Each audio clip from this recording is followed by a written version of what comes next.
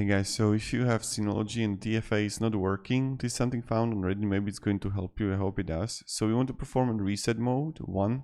Hold a paperclip to reset button for 4 seconds and then log in as an admin with no password.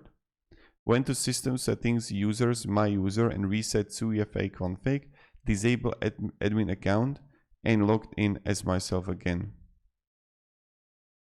So when I tried to set up 2FA again, the code would not validate. As it turned out, my system time was updated by about 90 seconds. And after I switched from Google to NTP pool, everything started working again. My guess would be that if you have access to SSH, you can modify your NTP conf file to include the configuration of your choice. So just want to make this quick and effective video and hope it helps you. And thank you very much for watching and have a great day and goodbye.